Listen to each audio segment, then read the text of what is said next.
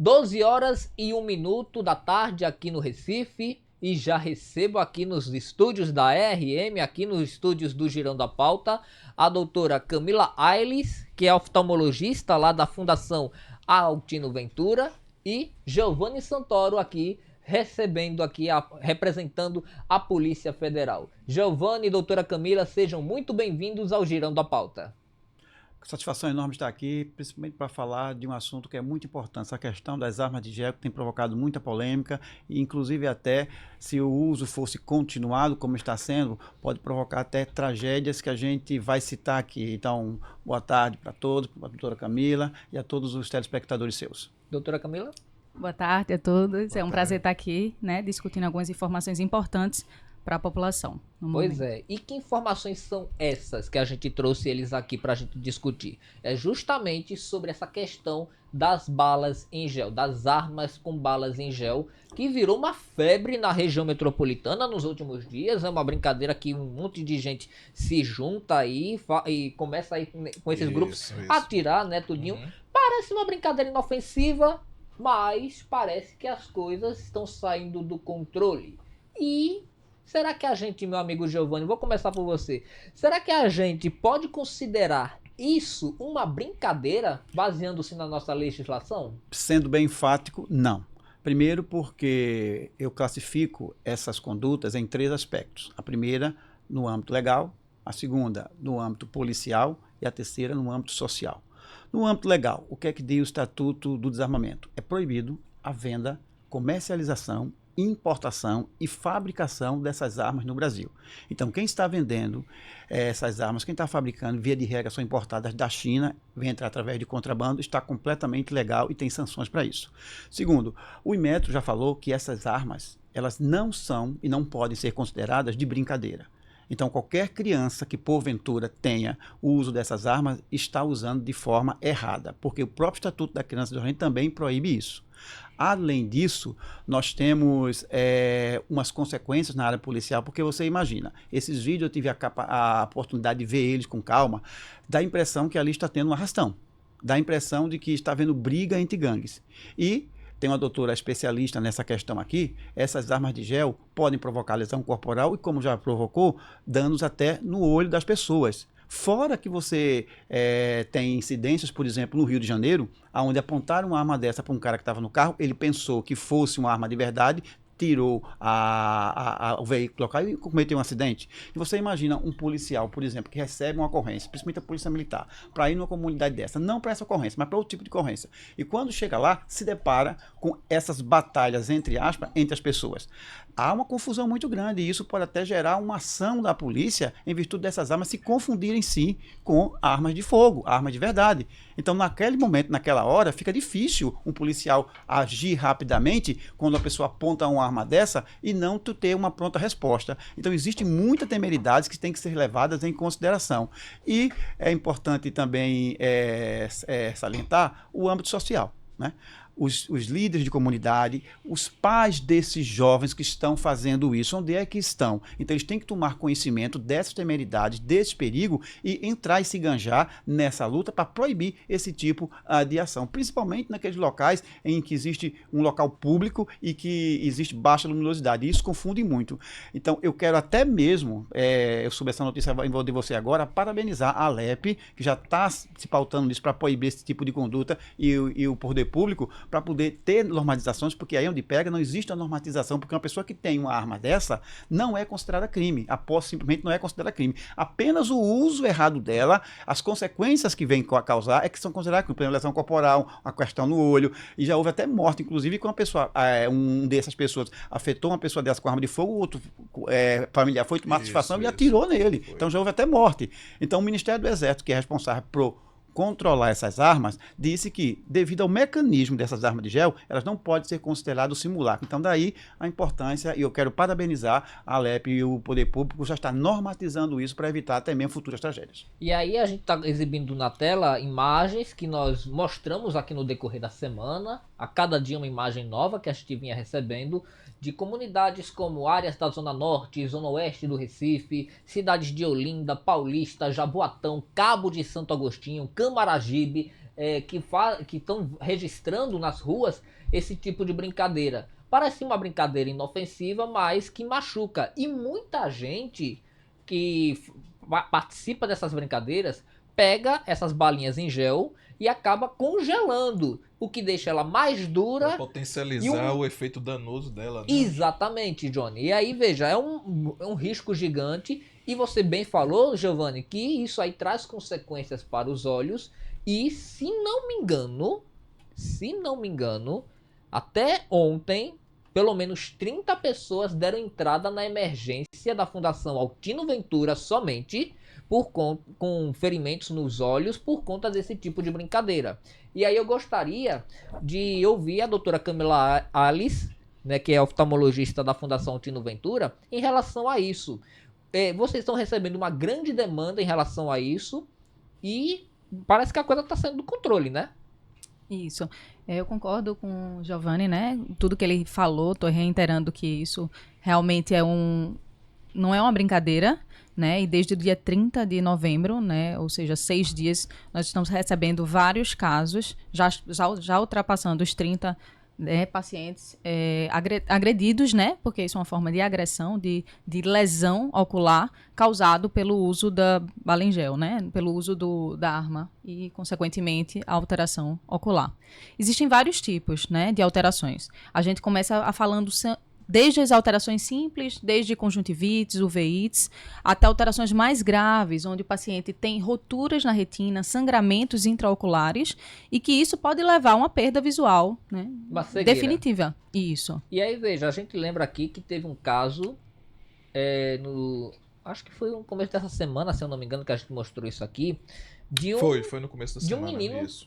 de 9 anos, que ele foi atingido no olho, graças a Deus ele não ficou cego, mas ficou uma marca enorme no olho dele em relação, porque ele estava ali participando desse tipo de brincadeira. E aí, o que a Fundação Altino Ventura, os médicos oftalmologistas recomendam nesses casos? Que você é ferido, o que vocês acabam recomendando, doutora? Isso, qualquer criança, adolescente, adulto, até idoso que possa estar no meio da rua e sofrer, né, essa agressão, precisa ir para uma consulta oftalmológica, no caso de emergência, para ser avaliado por um médico especialista e para a gente poder avaliar se teve alguma alteração. Lembrando que essa alteração muitas vezes não está só no momento da avaliação, da consulta. Ou seja, o paciente pode ter uma alteração simples na hora e depois ele evoluir com essa progressão.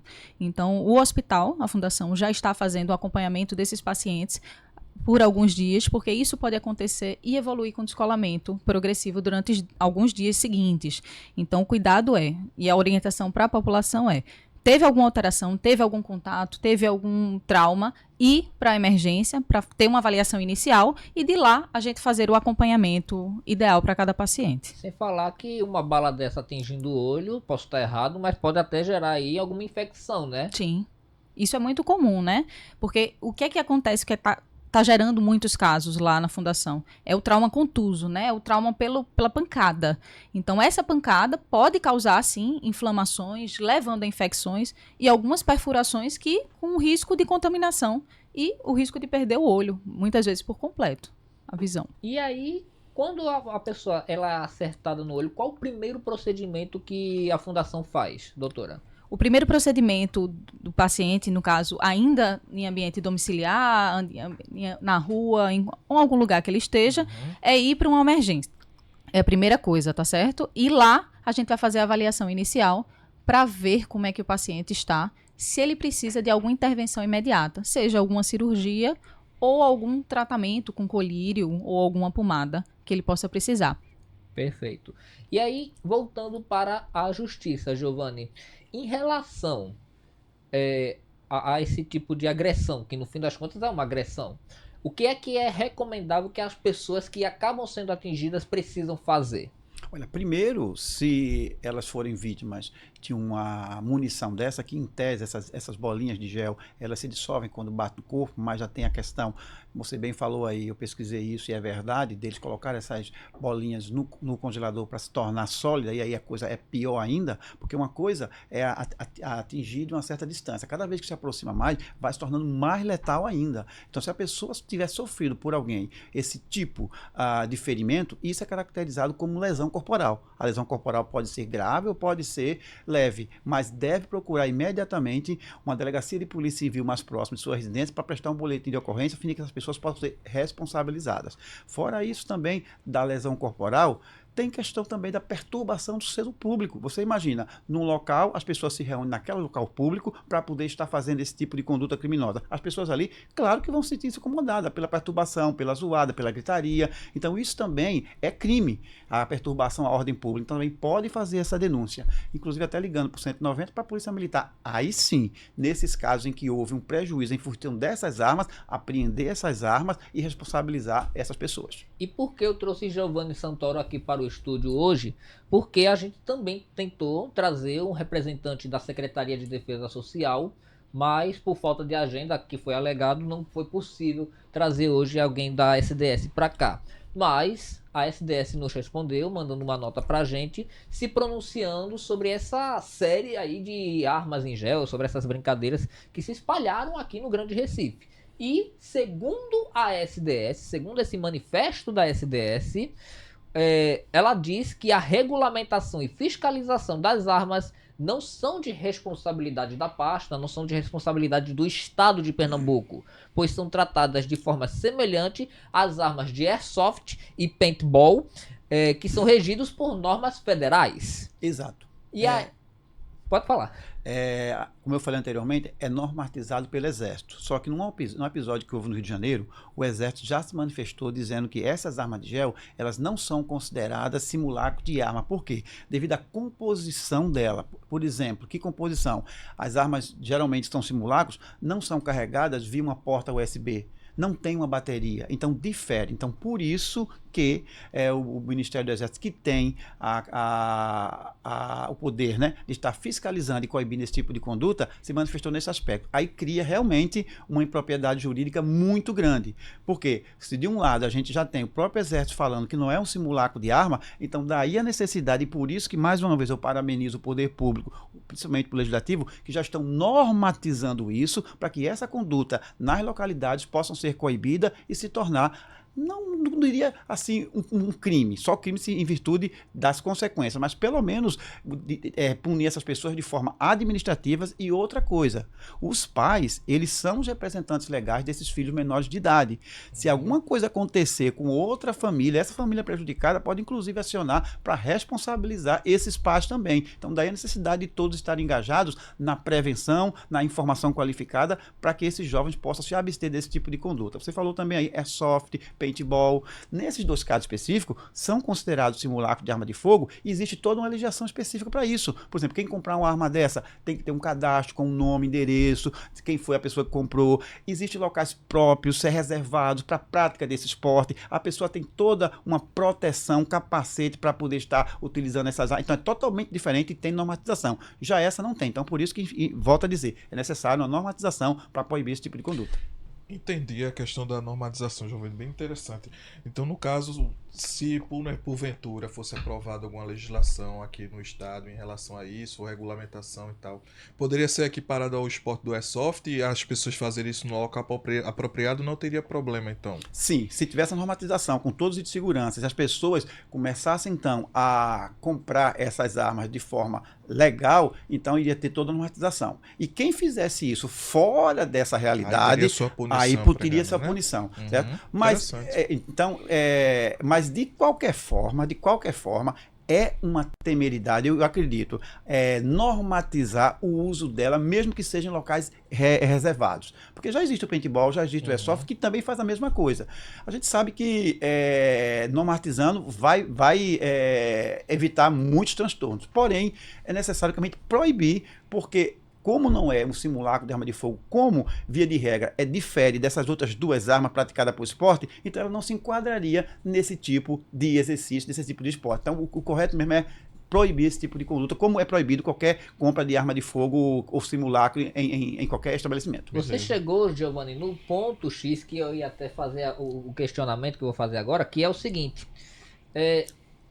Muita gente até está perguntando, querendo saber, é legal a venda desse tipo de arma, esse tipo de equipamento aqui no Brasil? Não, de forma nenhuma. O Estatuto dos Armamentos já disse, é proibida a venda, a comercialização, no caso, a importação e a fabricação no Brasil de armas, quer sejam de brinquedos ou simulacros de arma de fogo. Então já é proibido. Então, onde é que estão sendo vendendo isso? Infelizmente, em sites da internet, em lojas de feiras livres, né? Onde dificilmente vai bater essa fiscalização e é feita até essa venda, às vezes ela não fica exposta. Então, existe toda uma ilegalidade na venda dela, mas a venda dela no Brasil é terminantemente proibida. E aí cabe o poder público tentar aí reforçar e talvez até apreender essas armas, enquanto não há uma normativa, não há uma legislação que garanta o acesso a esse tipo de produto, né? Exatamente. Então, o simples fato de estar portando essa arma, volto a dizer, não tem normatização, não é crime. Porém, o uso indevido dela pode caracterizar crime dependendo dessas circunstâncias aí, e a venda dela também é considerada crime.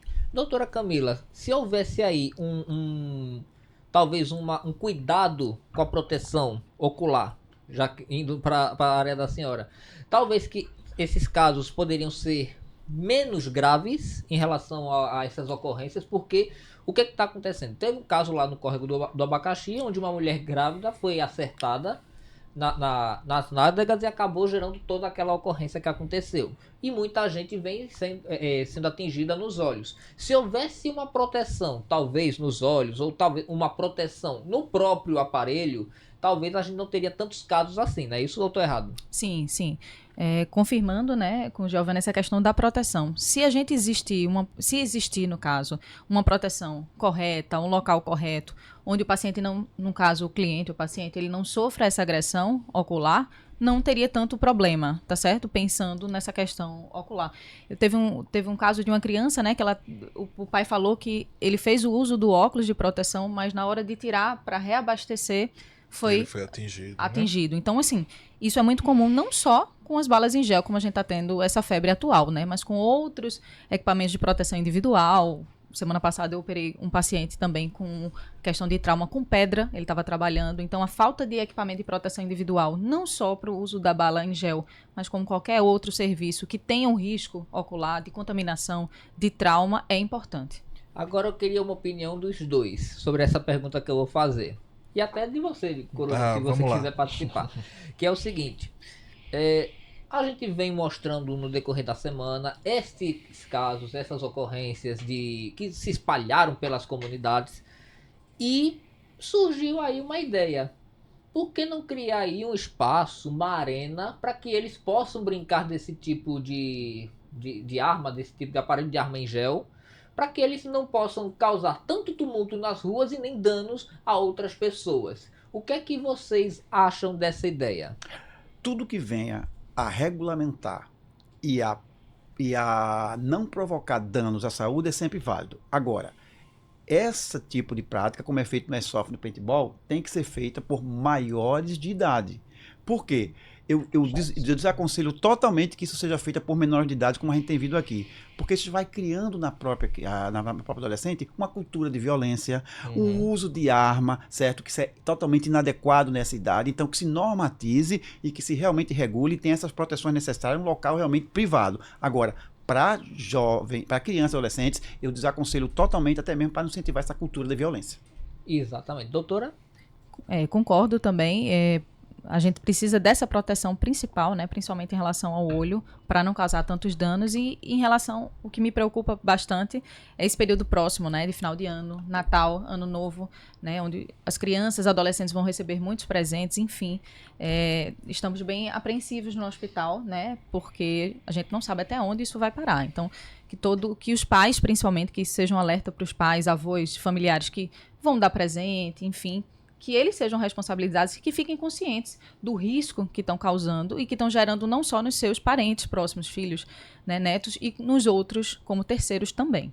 E aí, doutora, a senhora já chegou a operar algum paciente que foi atingido por essa bala recentemente? Não, ainda não. A gente teve casos de roturas, né, retinianas graves, mas que ainda não chegaram, como está muito recente, né, foram 6 dias, não chegaram a evoluir com casos mais graves, evoluindo até o descolamento. A gente não chegou ainda a pegar esses pacientes. E há risco de sequelas em casos talvez mais graves que precisem de cirurgias por conta dessas balas, doutora? Sim, há risco de sequela e de perda de visão completa, tanto pelo trauma, descolamento, hemorragias, quanto pela pancada, né? A pressão pode causar uma pancada muito forte e isso pode lesionar o nervo ocular. E aí, lesionando, infelizmente, a gente não tem reversão desse quadro visual. Agora, Giovanni, muita gente se aproveita dessas brincadeiras para cometer atos de vandalismo. A gente mostrou, se eu não me engano, ontem, uma imagem que, ou foi antes de ontem, não me recordo, mas foi essa semana, de uma imagem vinda de lá de Marcos Freire, em Jaboatão, onde alguém não sabe como levou essas armas e acabou Rojão, né? atirando contra um prédio abandonado um fogos. Veja aí a imagem que a gente tem e que resgatamos aí. Veja.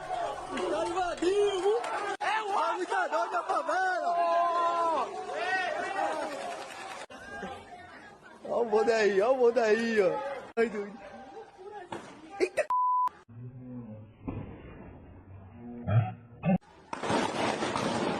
O cara tá dando de 12 tiros. E aí, veja, isso é um vídeo. E a gente tem um outro que mostra aí um grupo de... Isso já na Iputinga, um grupo dessas pessoas que fazem esse tipo de brincadeira. E de repente passa um carro atirando pra cima pra assustar, despertar. E depois eles voltam à brincadeira normalmente.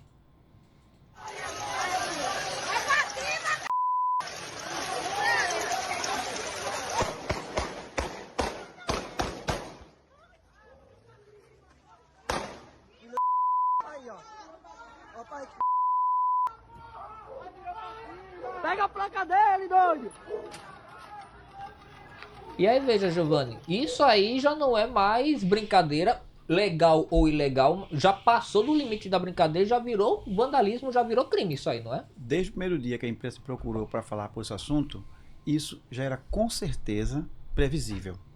Quando eu comecei a ver os vídeos que chegaram para mim, eu digo, isso aí pode realmente ocasionar tragédia, isso pode se popularizar muito e pode até ter, como está tendo aí agora, essas vertentes, né, de inovações nesse tipo de conduta criminosa. Então isso é muito grave, isso é muito sério, não é brincadeira. Como eu voltei a dizer, veja só, um policial que passa por aí numa ronda à noite, se depara com uma situação dessa, baixa luminosidade, daqui que ele perceba que estão fazendo ali é arma de fogo ou não, é muito temerário. Essas armas, elas têm uma ponta laranja, que quando se tem uma ponta laranja nesse simulacro, já se caracteriza uma característica de simulacro de arma de fogo. Mas essas armas podem ser facilmente retiradas, como não é nas outras que são simulacros. Essa aí pode se retirar isso.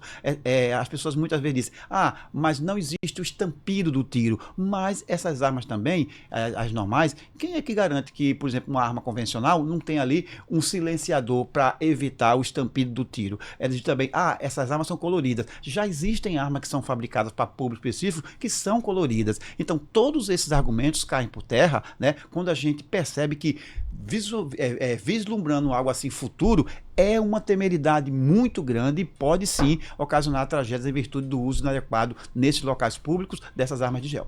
E essa venda é talvez o grande X da questão, né? E como é que, Giovanni, as pessoas podem denunciar a ilegalidade dessas vendas, da comercialização, ou se isso de fato seria a responsabilidade do poder público estadual fiscalizar para poder fazer algum tipo de apreensão?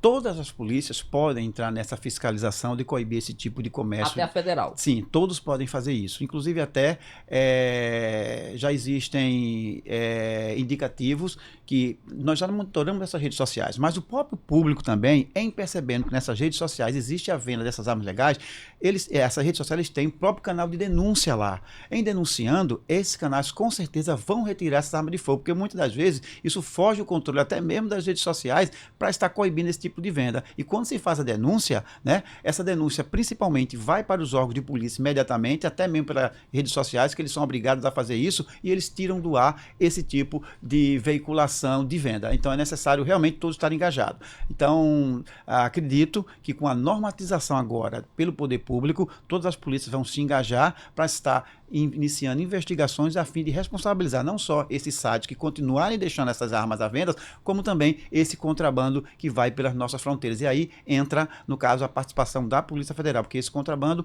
puxa a competência para a gente. Porque o que está acontecendo nesse site, Giovanni, é que essas armas estão sendo vendidas muito baratas. A gente tem até uns prints que a gente vai colocar na tela que mostram os valores. E tipo, são valores bem pequenos, R$60 aí que você já vê na tela, 59,44, R$60.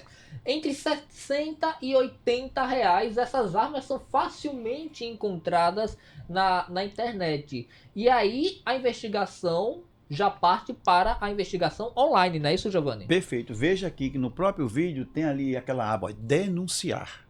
Tá vendo ali? Sim. Denunciar. Todo cidadão ele pode pegar naquela aba denunciar ali e fazer a denúncia. O próprio site ele vai, porque muitas vezes ele não tem controle devido a grande número A grande demanda que existe desse tipo de veiculação. Então ele já tem a capacidade de estar tirando do ar esse anúncio e encaminhando ele para a polícia, inclusive até com as informações da pessoa que postou isso. Então, a população, o cidadão comum, pode ajudar a polícia indo nesses sites, fazendo essa denúncia para que o site automaticamente já repasse essas informações para a polícia, né? Isso, e retire do ar essa veiculação. E aí seria a Polícia Federal ou Polícia Civil? Aí, no caso, com certeza, iria ser encaminhado para a polícia, para o Ministério do Exército. O Ministério do Exército. O Ministério do Exérito iria analisar isso daí e iria passar para os órgãos competentes. No caso aí, como é uma importação, não é proibida, não é permitida a venda no Brasil, isso com certeza iria cair lá na Polícia Federal. Mas, volto a dizer, é necessário realmente ter uma normatização para que a gente possa trabalhar com mais propriedade jurídica. Entendi. Senhores, a gente está falando essa semana toda sobre esse negócio de balas em gel. Vocês vieram para cá justamente falando sobre isso. E Giovanni aqui falou que tem alguns legisladores, vereadores, deputados que já estão discutindo isso na Câmara de Vereadores, na Assembleia Legislativa. Então é algo importante para ser discutido entre os políticos para poder fazer com que haja uma legislação quanto a isso. Porque aparentemente tá as coisas fugindo do controle. E aí o que é que acontece? Em Paulista, vereadores aprovaram um projeto de lei que proíbe a fabricação, comercialização e distribuição gratuita dessas armas simuladas lá pela cidade de Paulista. O projeto foi de autoria do vereador Eudes Farias, do MDB, e acredito que esse tipo de projeto, tanto em Paulista quanto em outros lugares, deve ser também ouvido tanto a área médica quanto a área policial, correto?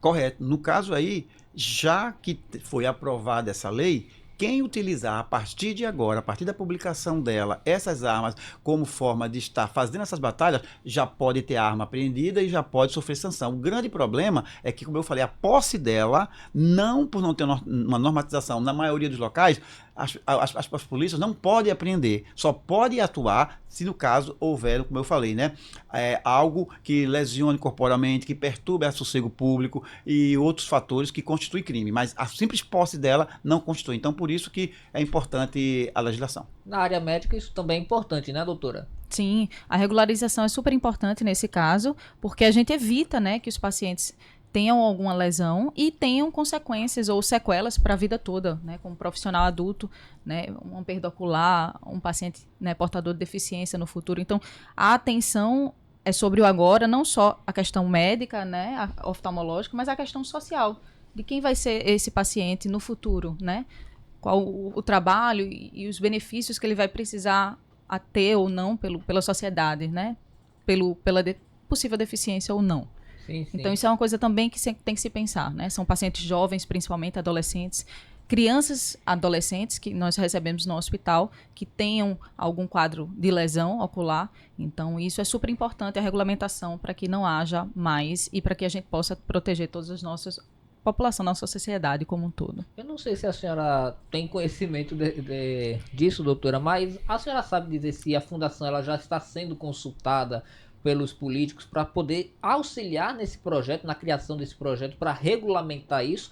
E, se não, o que é que a senhora acha da importância desse tipo de movimento?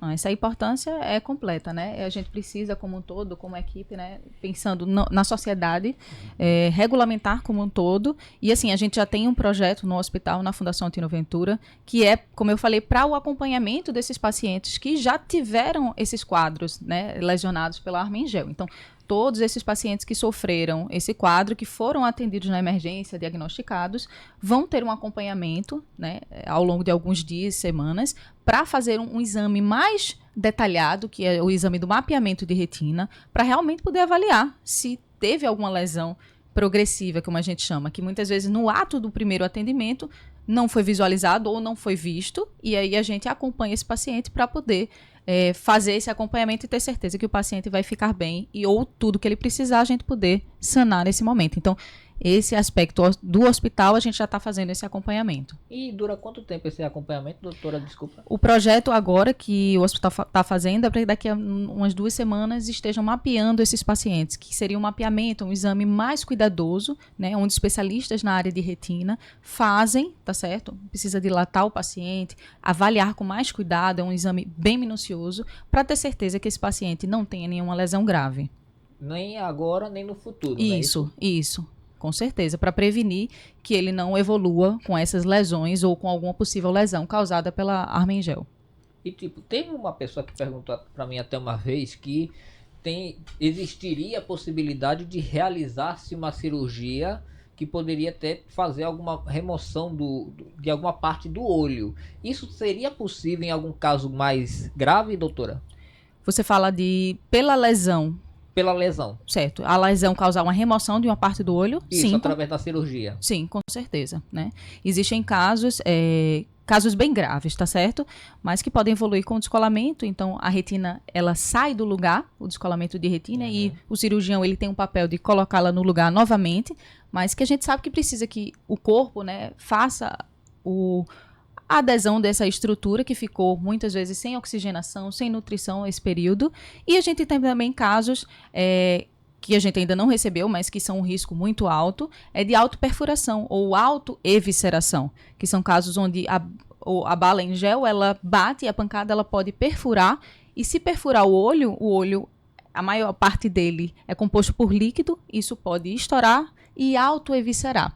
Então, muitas vezes pode acontecer, ainda não recebemos no momento, mas pode acontecer de ter que fazer a remoção, né? Não só da perda visual, mas quem sabe até a perda da estrutura ocular. Então, isso é realmente algo bem grave, né? Do olho por inteiro, no caso, né? Ou de alguma parte ou do olho por inteiro, dependendo da lesão. Da gravidade, agressão. Né? Sim. E aí, veja, voltando até essas discussões no âmbito legislativo, gente, a cidade de Paulista aprovou esse projeto de lei, falta agora só a sanção do prefeito, e em âmbito estadual, a ALEP, a Assembleia Legislativa, já está discutindo isso, porque está em discussão um projeto de lei que foi proposto pelo deputado estadual Romero Albuquerque, do União Brasil, para que faça o mesmo tipo de proibição. Só que aí uma pergunta para os dois também. Proibir por completo seria o ideal, ou fazer uma regulamentação para colocar eles numa área mais segura, para fazer com que esse tipo de brincadeira, entre aspas, seja mais seguro, seria possível também? Olha, a regulamentação é algo que precisa ser feito urgentemente. E eu quero parabenizar o poder público dessas prefeituras, da ALEP, que está já cuidando de fazer isso, porque está se tornando algo realmente sem precedentes. Agora, como eu falei, se vai se regulamentar isso, elas não são consideradas armas para a prática de esporte. Então, tem que ter realmente toda uma estrutura para ter um local privado, para que essas pessoas possam ter até mesmo um cadastro que estão de posse dessas armas, toda uma estrutura para poder ter uma proteção adequada, e tem que ter, claro, pessoas da iniciativa privada que possa receber essas pessoas nessas localidades. O grande problema é o seguinte: essas pessoas que estão usando esse tipo de simulacro de arma, pelo menos pelo que eu tenho visto, são de comunidades pobres, são de comunidades carentes. Isso. E, via de regra, não vai ter condição financeira de arcar com as despesas que um clube, por exemplo, de prática desse esporte tem, porque o próprio clube também tem custos.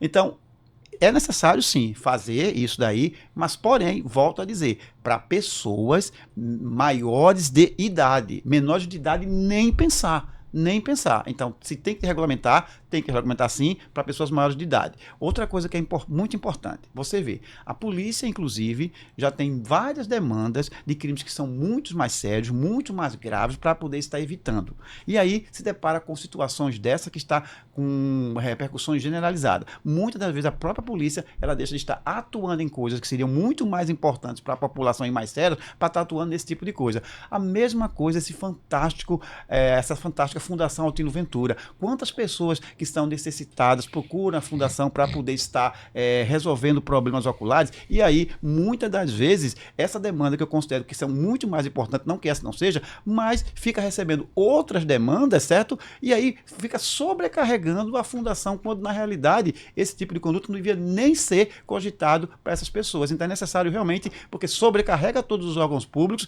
e quando realmente, às vezes falta muita estrutura, até mesmo para as polícias, e está chegando nesses locais com maior rapidez. Então, é algo prejudicial para todas as pessoas. E aí, veja, Giovanni, como o senhor mesmo disse agora, né, a maioria das pessoas que praticam esse tipo de brincadeira são pessoas de comunidades mais humildes, mais pobres. E aí, veja, são comunidades que não têm muito acesso, muitas vezes, à informação. E aí as pessoas, qualquer moda que aparece, acabam ali praticando, interagindo como algo para distração, de diversão mesmo. Isso aí seria, posso estar errado, mas isso seria consequência da ausência do poder público nessas áreas, nessas comunidades, ou isso aí também tem um outro motivo? Olha, é algo novo. Então, é necessário realmente dar um tempo para que o poder público, como já vem acontecendo, esteja normatizando isso. Então, acredito que já existe uma preocupação para que eles possam, então, estar intervindo nisso daí. Agora, eu levo mais a pauta na questão social dos próprios pais. Esses meninos não podem estar aí, de uma forma desordenada, fazendo o que quiser. Porque corre o risco até de sofrer não só uma lesão corporal grave, como também muitas vezes até a morte, em virtude da consequência de outras pessoas agirem pensando que está diante de um marginal e afetar essas pessoas. Então é necessário, tem que os pais possam realmente ser chamados às responsabilidades e coibir que os seus filhos estejam praticando esse tipo de conduta criminosa. Então é necessário realmente se engajar nesses dois aspectos, né? Que o poder público já está tomando, pelo que você me falou aí, as providências necessárias, mas cabe também aos pais coibir que seus filhos pratiquem esse tipo de brincadeira, entre aspas. E aí, veja, isso está se espalhando muito. Giovanni tocou muito bem que isso acaba sobrecarregando a Fundação Altino Ventura. E a Fundação, ela atende aqui no Recife praticamente a região metropolitana toda, né, doutora? Isso, não só a região metropolitana, né, como um todo. Ela é a maior referência de oftalmologia aqui no estado de hospital. E a questão dos estados adjacentes, né? Como Alagoas, Bahia, Paraíba. Atende também. ainda os estados vizinhos Isso, também, né? que muitas vezes vem com demandas não resolvidas nesses estados e vem para cá, devido ao acesso. E né? o atendimento é gratuito, né, doutora? Sim, um atendimento totalmente gratuito, é 100% via SUS, né? Serviço Único de Saúde.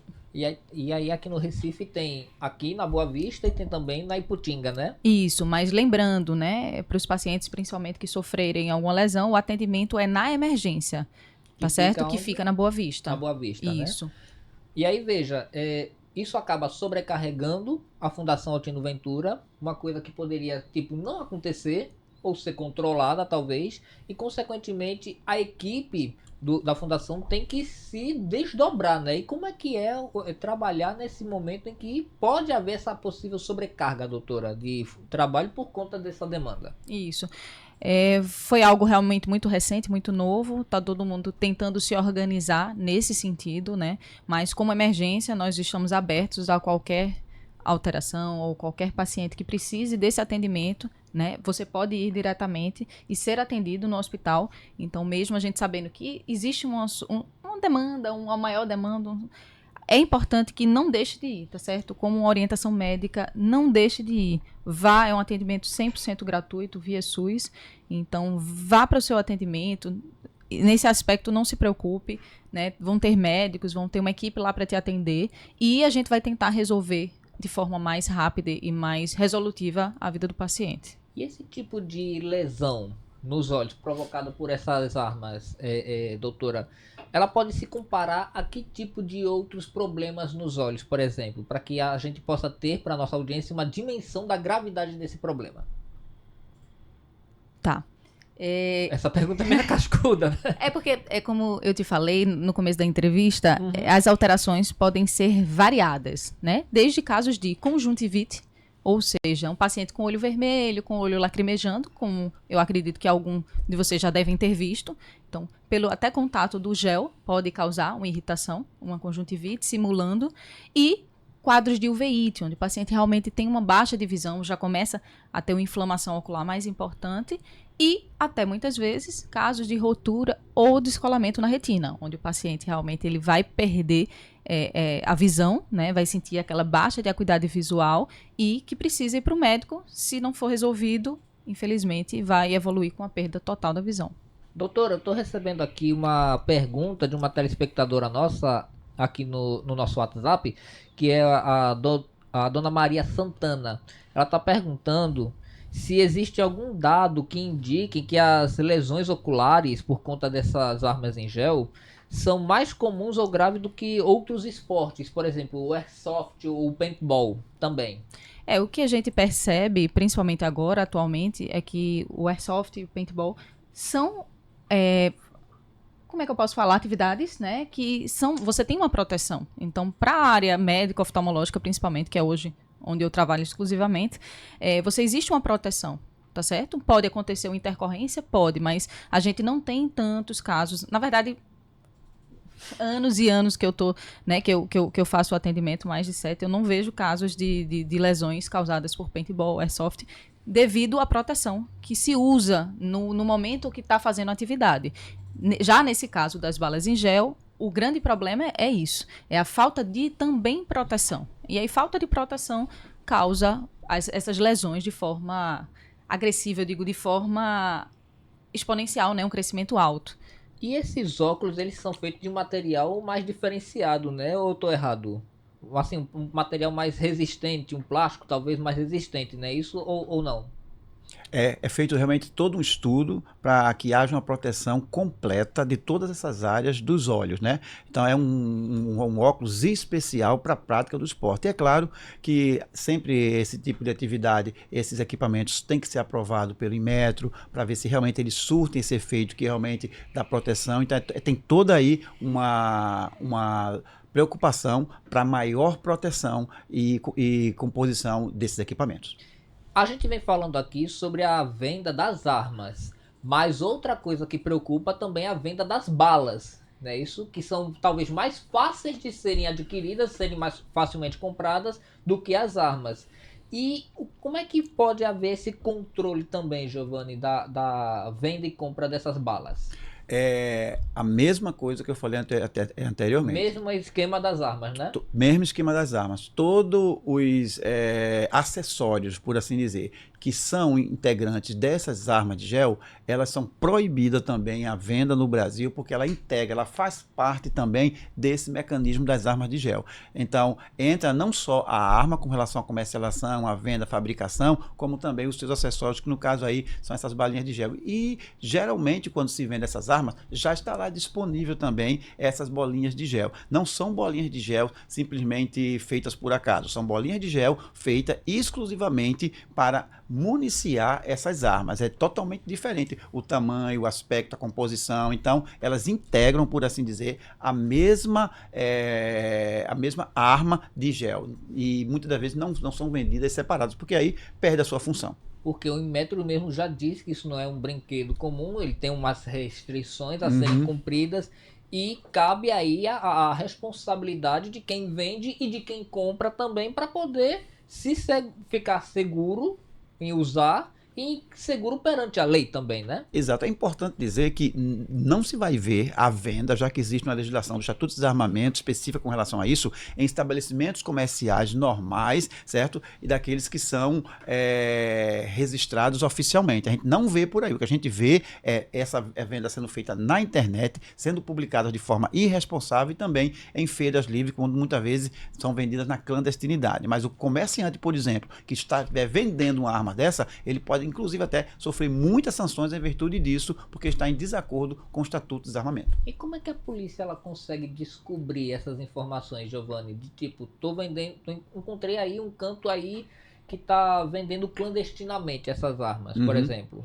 Geralmente isso são feitos de várias formas, principalmente por denúncias anônimas, na qual nós recebemos.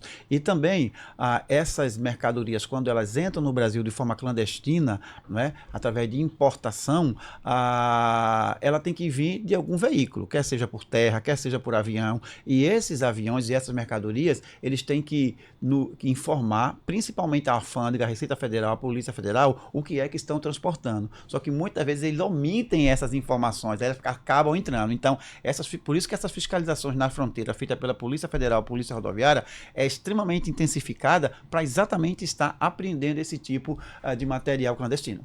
E aí, veja, a gente tem aí algumas imagens que mostram a arma por dentro.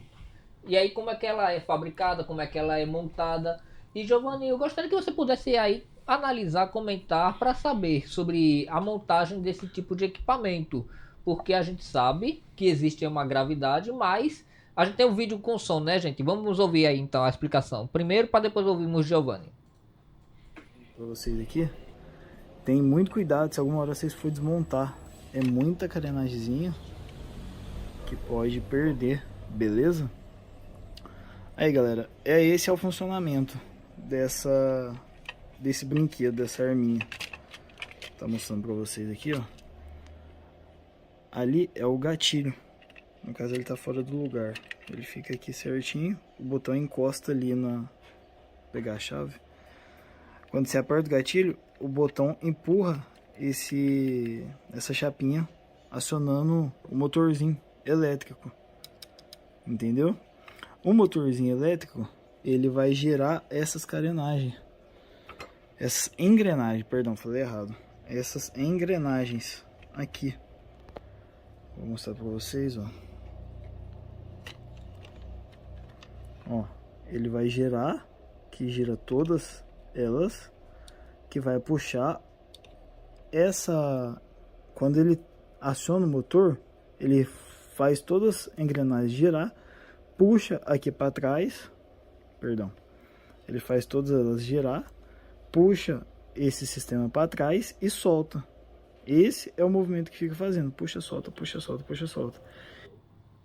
E aí, Giovanni, a gente vê uma imagem dessa, a explicação da pessoa que abre essa arma e dá a entender que é meio que um remendo sendo feito para a montagem desse tipo de produto, né? Isso eu estou errado? Você está corretíssimo. Inclusive até você vê que toda a estrutura dela, a não ser a questão do carregamento via porta USB e dessa bateria que estão falando aí, é quase idêntica às ferramentas de uma arma comum. Você pode ver que lá em cima não tem aquela molazinha ali. Isso também constitui-se dentro de uma arma normal, que é exatamente para poder dar aquela propulsão, daquele retardo e impulsionar para frente a muniçãozinha da arma de gel. Então, a composição dela, né, a estrutura dela, fora essas cores aí, né, e existe pessoas até que já estão pintando elas de preto para se assimilar cada vez mais com uma arma normal. Então, tudo isso daí é uma temeridade muito grande, principalmente por causa dessa estrutura que, apesar do Exército ter dito, né,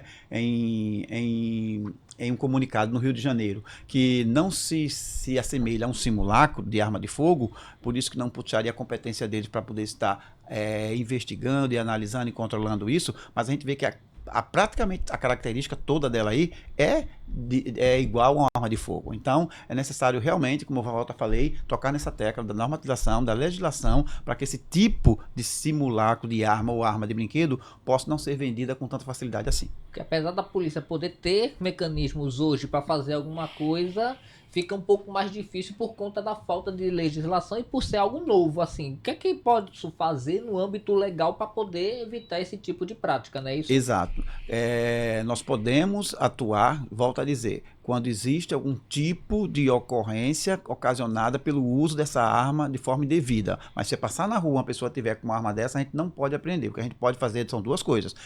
Agir quando, infelizmente, o fato já aconteceu, pode ser lesão corporal, perturbação da ordem pública e outros fatores, e a questão também do contrabando, que entrando no Brasil, por haver já o Estatuto de Armamento proibindo a importação, a gente pode apreender essas armas. Que o contrabando vindo pelas fronteiras é algo que é registrado frequentemente, né? Muito, muito. E as nossas fronteiras são enormes, né? Enormes. Não só por terra, mas por mar também, né? Por mar também. Então, realmente, é uma fiscalização que empreende muito esforço e principalmente, muita informação no setor de inteligência. E chegou uma pergunta agora para a doutora Camila, de um telespectador, o seu Oswaldo. Ele está perguntando se existe aí uma falta de dados sobre a incidência real das lesões por conta dessas armas em gel e quais os esforços que estariam sendo feitos, estritamente no caso pela Fundação Altino Ventura, para que pudesse aí haver um reforço nos atendimentos. Eu acho que a senhora já respondeu, mas acho que é até importante a gente repetir de novo, né, doutora? Para a gente poder fazer esse alerta mais uma vez, né?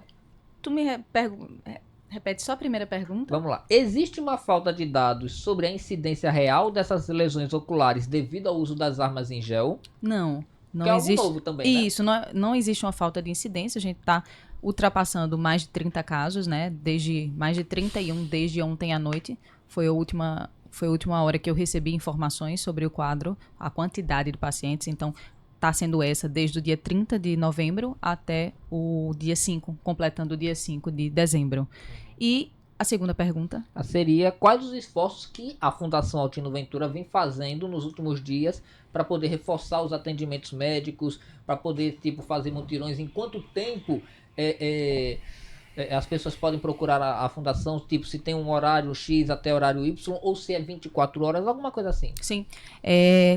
A emergência da Fundação Altino Ventura, ela está aberta 24 horas para o atendimento, né? A gente orienta sempre que o paciente vá imediatamente após o trauma, principalmente, né, durante o período do dia, que é quando ocorre, mas caso aconteça algo à noite, não deixe de ir também. Vai ter médico 24 horas para o atendimento e não vai ter falta de assistência nesse sentido. Como, apesar de a gente ter um crescimento alto, esse número para um sistema hospitalar da emergência não é um número que cause necessidade de uma maior quantidade. Os médicos que já existem, que já atuam na emergência, são capazes de acompanhar e de conter esses números que estão em crescimento. Agora, a gente não sabe o que é que vai acontecer posteriormente, né?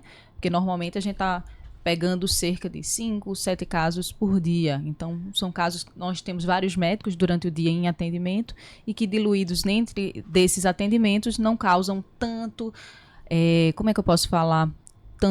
Tanta necessidade de outros médicos. Mas a gente não sabe o que é que vai acontecer